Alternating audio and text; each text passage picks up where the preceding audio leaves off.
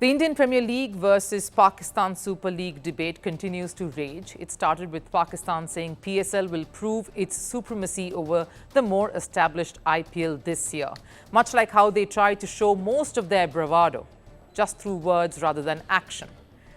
Now it has come down to former Aussie captain and Punjab coach Ricky Ponting blaming the conflicting schedule as the reason behind the lack of quality players to rope in as substitutes for Punjab. The franchise is in a spot of bother with two of their top international players, fast bowler Lockie Ferguson and all-rounder Maxwell, being ruled out of the tournament due to injuries.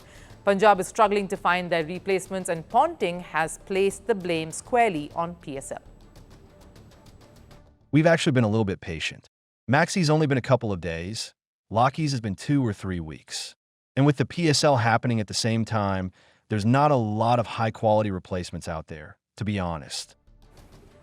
The Kings are currently having a dream season so far. 6 wins in 10 matches and an unfortunate washout has meant that they are third on that points table.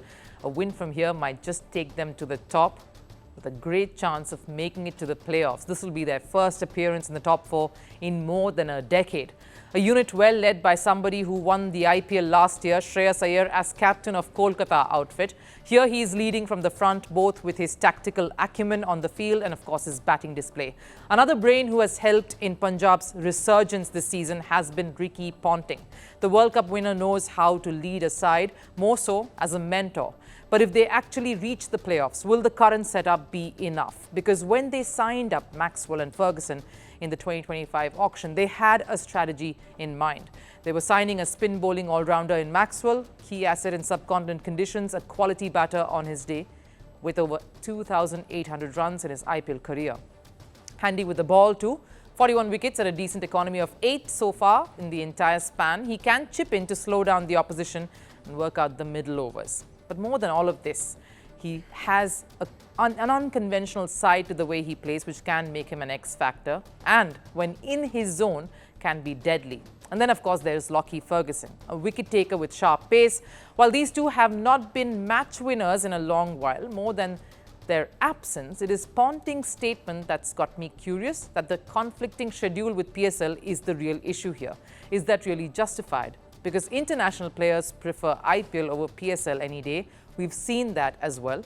Just recently, it was South Africa's Corbin Bosch who ditched his PSL contract to be part of the Mumbai setup at the IPL, even when he knew that he may not get to be a starter. That he got to play 2 matches in this season so far is, of course, a different story. And it isn't just foreign nationals. Pakistani players themselves are yearning to play in the IPL and come back in here. Pakistan pacer Mohammad Amir recently said he would prefer to play in the IPL over any other league if given an option. Even if Pakistan had harbored hopes of a U-turn, the current scenario has, of course, firmly put an end to that ever becoming a possibility. So back to Punjab and Ponting's statement. Had Punjab approached any of the PSL players who they thought could fit the bill, maybe they would have had their way. Because who would not want to be part of the most lucrative cricket league in the world today? The bigger question, however, is Pakistan Super League really the platform to go looking for replacements at the IPL? With the league clashing with the Indian Premier League, players competing in PSL are mostly cricketers who fail to find buyers in the Indian Premier League.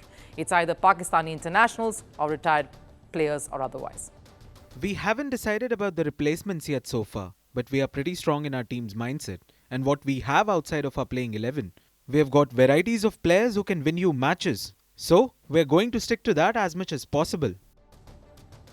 Sure, they will probably miss the experience of someone like Ferguson and Maxwell, but they already have players who can cover up for the 2 stars. They have Azmatullah Omarzai, the Afghan pacer who stepped up during the T20 World Cup for his country, Aaron Hardy, the young Aussie pacer, and it isn't about the replacements. Their playing 11 has been on song.